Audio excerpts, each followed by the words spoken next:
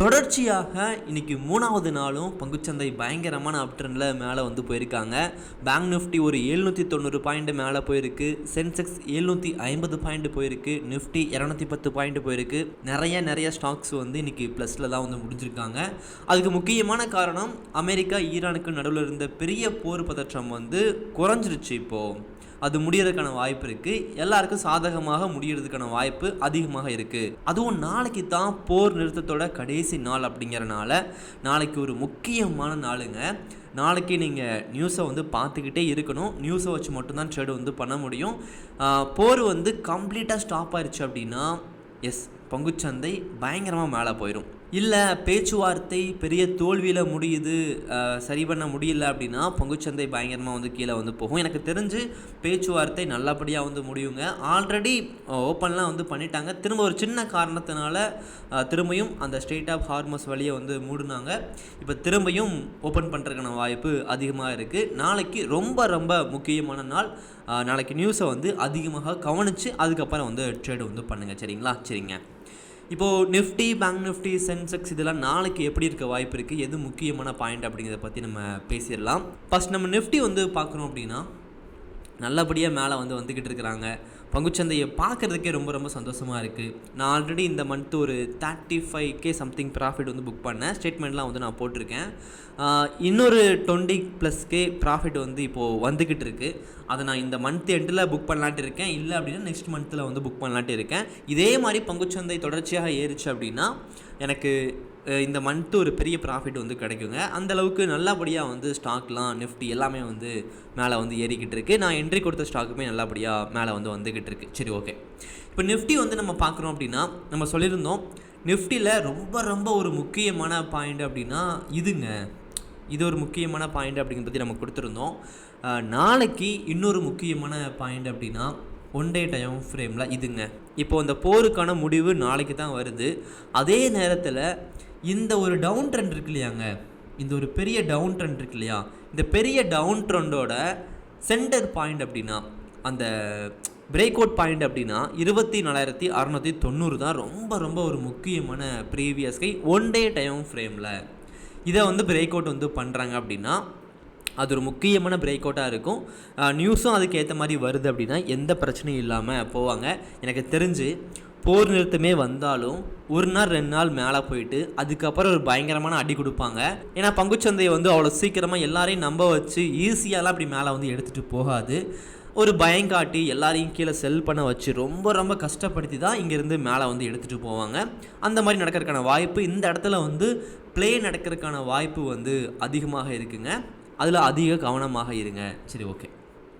இப்போது முக்கியமான previous low இங்கே இருக்குது. நான் ஆல்ரெடி சொல்லியிருந்தேன் பங்குச்சந்தை இங்கேயே டவுன் ட்ரெண்ட்லேருந்து அப் ட்ரெண்ட் திரும்பிட்டாங்க அப்படிங்கிறதுனால நம்ம ப்ரீவியஸ் லோ வந்து இங்கே வந்து வரைய வேணாம், இங்கே வந்து நம்ம வரைஞ்சிக்கலாம். இது ஃபுல்லாக க்ரீன் கேண்டில், நடுவில் ஒரே ஒரு ரெட் கேண்டில், திரும்ப வந்து ஃபுல்லாக க்ரீன் கேண்டில், இந்த மாதிரி அப் ட்ரெண்டில் தான் வந்து போய்கிட்டு இருக்காங்க. அப்படிங்கிறனால ப்ரீவியஸ் லோ 1 day டைம் ஃப்ரேமில் இந்த பாயிண்டே வந்து வரைஞ்சிக்க முடியும். 23,580 ஒரு முக்கியமான ப்ரீவியஸ் லோ, 24,690 ஒரு முக்கியமான ப்ரீவியஸ் கை. 1 ஹவரில் வந்து நம்ம பார்க்குறோம் அப்படின்னா 1 ஹவரில் முக்கியமான பாயிண்ட்டு இந்த இடத்துல கொஞ்சம் மாறுங்க. ப்ரீவியஸ் கை 1 ஹவரில் வந்து பார்க்கும்போது 24,750 ஒரு முக்கியமான ப்ரீவியஸ் கை. அதே மாதிரி 1 ஹவரில் முக்கியமான ப்ரீவியஸ் லோ அப்படின்னா 24,325 ஒரு முக்கியமான ப்ரீவியஸ் லோ. நம்ம 5 மினிட்டில் வந்து பார்க்குறோம் அப்படின்னா 5 மினிட்டில் சேம் ப்ரீவியஸ் லோ தான். 24,320 ஒரு முக்கியமான ப்ரீவியஸ் லோ, 24,750 ஒரு முக்கியமான ப்ரீவியஸ் ஹை. ஓகே, அடுத்து சென்செக்ஸ் வந்து பார்க்கலாம். சென்செக்ஸில் 1 day டைம் ஃப்ரேமில் முக்கியமான பாயிண்ட். அதே மாதிரி மந்த்லி டைம் ஃப்ரேமில் நிஃப்டி, சென்செக்ஸ், பேங்க் நிஃப்டி நிறைய ஸ்டாக்ஸ் வந்து பார்க்குறீங்க அப்படின்னா பயங்கரமான ஒரு புல்லிஷ் கேண்டில் மேலே வந்துக்கிட்டு இருக்காங்க. நான் என்னங்க சொல்லியிருந்தேன், மார்ச் 31 ஒரு வீடியோ வந்து போட்டிருப்பேன் பாருங்கள். ரொம்ப நாளுக்கு அப்புறம் அனலிஸ் வீடியோ வந்து நான் போட ஆரம்பித்தேன். திரும்பியும் வந்து போட ஆரம்பித்தேன் ஒரு 2 மந்த்துக்கு அப்புறம். அந்த வீடியோவில் என்ன சொல்லியிருப்பேன் அப்படின்னா ஏப்ரல் மந்த் அப்படின்னாலே 1990 அப் ட்ரெண்ட் தாங்க. அதேமாதிரி டெக்னிக்கலாகவும் பார்க்கும்போது எல்லாமே சரியாக இருக்குது இந்த இடத்துல மேலே போகிறதுக்கு. ஏப்ரல் மந்த்து வந்து புல்லிஸை தான் முடியும்னு சொல்லிட்டு அந்த மார்ச் 31 நான் சொல்லிக்கிட்டே இருக்கேன். நீங்கள் பார்க்கல அப்படின்னா கண்டிப்பாக பாருங்கள். பங்குச்சந்தையை பற்றி நிறைய விஷயங்களை எப்படி இந்த மாதிரி கண்டுபிடிச்சி ட்ரேட் வந்து பண்ணுறது, எப்படி டெக்னிக்கலாக அனலைஸ் பண்ணுறது, இந்த மாதிரி எக்கச்சக்கமான விஷயங்கள் இந்த வீடியோ மூலியமாகவும் சரி, நான் மார்ச் 31 போட்ட வீடியோவும் சரி, அதை பார்க்கும்போது நிறையா வந்து கற்றுக்கலாம். மிஸ் பண்ணாமல் கண்டிப்பாக வந்து பார்த்துருங்க. சரி, ஓகே. ஸோ சென்செக்ஸில் 1 டே டைம் ஃப்ரேமில் நிஃப்டி மாதிரியே தாங்க முக்கியமான ப்ரீவியஸ் ஹை அப்படின்னா இந்த ஒரு பாயிண்ட். ஓகே, 79,670 ஒரு முக்கியமான பாயிண்ட்டு. நியூஸ் படி பார்த்தாலும் சரி, இங்கேருந்து நாளைக்கு நல்ல நியூஸ் வந்துச்சுன்னா மேலே பிரேக் அவுட் பண்ண போகிறாங்க. டெக்னிக்கலாக பார்த்தாலும் சரி, இந்த டவுன் ட்ரெண்டோட முக்கியமான ப்ரீவியஸ் ஹை ஒரு டர்னிங் பாயிண்ட் அப்படின்னா 79,670 தான். அது ஒரு முக்கியமான பாயிண்டாக இருக்கும். ஸோ 1 டேயில் முக்கியமான ப்ரீவியஸ் ஹை 79,670. முக்கியமான ப்ரீவியஸ் லோ அப்படின்னா கொஞ்சம் இந்த இடத்துல மாற்றி வரைஞ்சிக்கலாம். 75,870 ஒரு முக்கியமான ப்ரீவியஸ் லோ. 1 ஹவரில் வந்து நம்ம பார்க்குறோம் அப்படின்னா 1 ஹவரில் ப்ரீவியஸ்க்கு இந்த இடத்துல பெரிய மாற்றம் எதுவுமே இருக்காது, சேம் பாயிண்ட் தான். 79,670 ஒரு முக்கியமான ப்ரீவியஸ் லோ அப்படின்னா இந்த இடத்துல 78,380 ஒரு முக்கியமான ப்ரீவியஸ் லோ. 5 மினிட்டில் வந்து பார்க்குறீங்க அப்படின்னா 5 மினிட்டில் பெரிய மாற்றங்கள் எதுவுமே கிடையாது. மார்க்கெட் அப் ட்ரெண்டில் தான் இருக்கிறாங்க. ஸோ ப்ரீவியஸ்க்கு பக்கத்தில் தான் வரைஞ்சிருக்கும், ப்ரீவியஸ் லோ வந்து தூரமாக வரைஞ்சிருக்கும். எப்போவுமே பங்குச்சந்தை வந்து என்ன ட்ரெண்டில் வந்து போதோ அந்த ட்ரெண்டுக்கு ஏற்ற மாதிரி ப்ரீவியஸ் கையை பக்கமாக வரைஞ்சிக்கோங்க. ட்ரெண்டுக்கு அகெயின்ஸ்டாக போயிட்டு பக்கமாக வரையாதீங்க, அது வந்து தூரமாகவே வந்து வரைஞ்சிக்கோங்க. புரிதலை என்ன சொல்கிறது? அப் ட்ரெண்டில் போய்கிட்டு இருக்குன்னா ப்ரீவியஸ் கை பக்கமாக இருக்கணும், ப்ரீவியஸில் கொஞ்சம் தூரமாக இருக்கணும். ஏன்னா டவுன் ட்ரெண்டுக்கு திரும்பும்போது இந்த மாதிரி தான் திரும்புவாங்க. அப்படிங்கிறனால நம்ம இந்த இடத்துல ப்ரீவியஸில் வரைஞ்சிக்கிட்டு இருக்கக்கூடாது. ஏன்னா இங்கே இருந்து மேலே கூட வந்து போயிடலாம் இல்லையா? அப்போ கீழே தான் வரையணும். இந்த பாயிண்ட்டை வந்து பிரேக் அவுட் பண்ணால் மட்டும்தான் அது கீழே வந்து போகும். சரிங்களா? ஓகே, அடுத்து பேங்க் நிஃப்டி வந்து பார்த்துடலாம். பேங்க் நிஃப்டி 1 டே டைம் ஃப்ரேமில் முக்கியமான ப்ரீவியஸ் கை இந்த ஒரு பாயிண்ட்டுங்க. ஆல்ரெடி பேங்க் நிஃப்டி சிக்னல் காமிச்சிட்டாங்க, மேலேயே வந்து பிரேக் அவுட் வந்து பண்ணிட்டாங்க. இன்றைக்கி வந்து நம்ம வரைஞ்சிருக்கிற முக்கியமான ப்ரீவியஸில் சென்செக்ஸில் வரைஞ்சிருக்கோம் இல்லையா, அதை முன்னாடியே பேங்க் நிஃப்டியில் வந்து பிரேக் அவுட் வந்து பண்ணிருச்சு. 56,960 ஒரு முக்கியமான பாயிண்ட்டு. அது already bank Nifty break out வந்து பண்ணிட்டாங்க.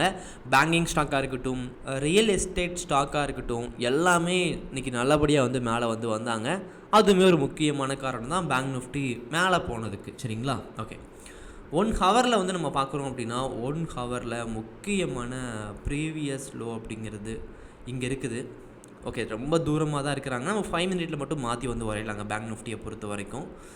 ப்ரீவியஸ் கை இப்போதைக்கு மேலே போகிறதுனால இந்த இடத்துல வரைகிறது கஷ்டம். ப்ரீவியஸ் கை மட்டும் மார்க்கெட் வந்து ஓப்பன் ஆனதுக்கப்புறம் அந்த ஃபஸ்ட்டு 1 ஹவர் கேண்டில் யூஸ் பண்ணி தான் வரைய முடியும். அது மார்க்கெட் வந்து ஓப்பன் ஆனால் மட்டும்தான் நமக்கு தெரியும். சரிங்களா? ஓகே, 5 மினிட்டில் வந்து நம்ம பார்க்குறோம் அப்படின்னா 5 மினிட்டில் ப்ரீவியஸ் லோ மட்டும் நிச்சயமாக மாறும். அப்படிங்கிறனால இந்த இடத்துல 56,970 ஒரு முக்கியமான பாயிண்ட்டு.